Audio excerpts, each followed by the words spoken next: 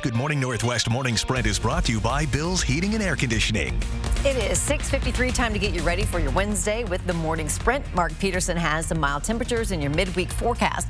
Destiny Richards is live at Cherry Hill Orchard and Market this morning. But first, we go to Olivia Roberts with back-to-school plans this fall.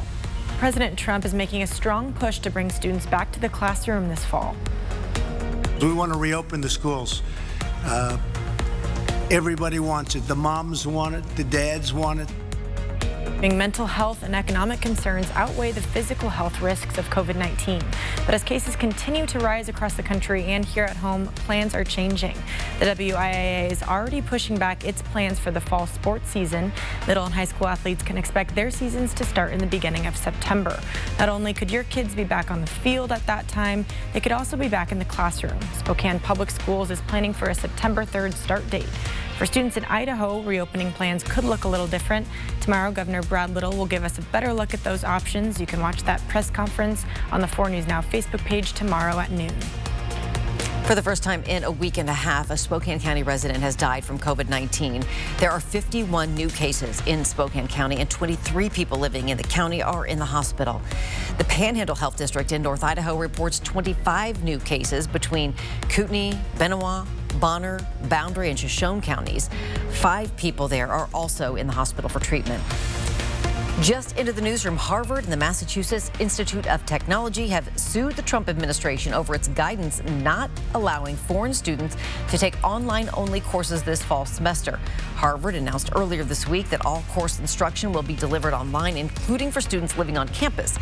In a statement, the university said the guidance will affect about 5,000 international students. The lawsuit seeks to block the directive, arguing it violates the Administrative Procedures Act. Spokane City Council member Michael Cathcart has a pitch for Seattle business owners. Move to Spokane and pay less in taxes.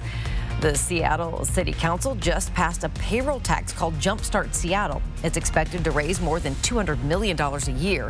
The head tax would be paid by larger companies. Cathcart called the new tax tone deaf and encourages businesses to consider Spokane instead, citing fewer taxes, cost of living, and commute times, among other things. And we have quite a bit of sunshine. At First Alert Weather, it's going to be a sunny day today. We don't have a lot of clouds out there right now. We'll see maybe some additional clouds moving in later on this afternoon, but that's going to be about it. Things are looking nice. We take a look at what we currently have. Again, mostly sunny conditions. 49 Spokane, 47 into Deer Park, 52 into Sandpoint. And we don't have anything really cold out there. Loon Lake, you're sitting at 48. Reardon at 47 degrees right now.